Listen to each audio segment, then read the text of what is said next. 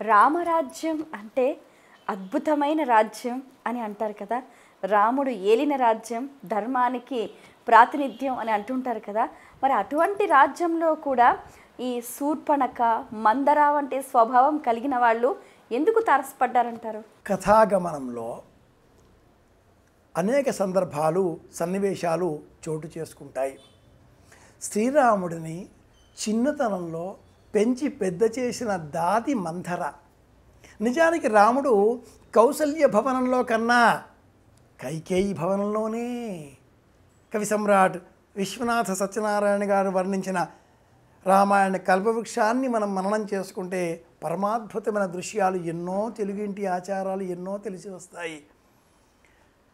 అయితే శూర్పణఖ దండకారణ్యం, రావణుని నియంత్రణలో ఉన్నటువంటి స్థలం.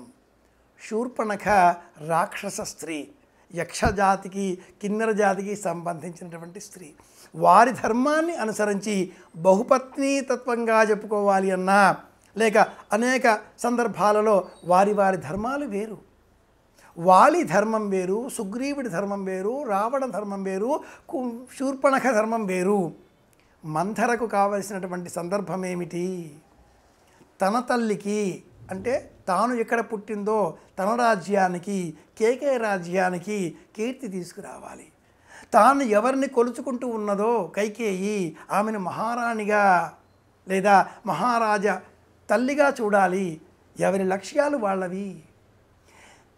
గమనిస్తే శూర్పణఖకు లక్ష్మణుడు ముక్కు చెవులు కోశాడు. శూర్పణఖ అనంతరం కూడా అయోముఖి అనే మరి ఒక మహిళకు కూడా ముక్కు చెవులు కోశాడు. రాక్షస స్త్రీలు వీరంతా అనుకున్నప్పుడు ఈ రాక్షస స్త్రీలలో త్రిజట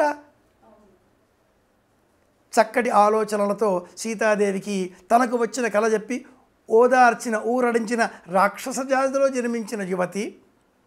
స్వభావో దురతిక్రమ అని శ్రీరామాయణమే సుందరకాండలో అద్భుతంగా వర్ణించిన సందర్భాన్ని మనం జ్ఞాపకం తెచ్చుకుంటే ఎవరి స్వభావాన్ని అనుసరించి వారు ప్రవర్తిస్తారు, ఎవరి స్వభావాన్ని అనుసరించి వారు ఉంటారు. కనుకనే మంథర పాత్ర మంథర, కైకేయి పాత్ర కైకేయి, శూర్పణఖ పాత్ర శూర్పణఖ.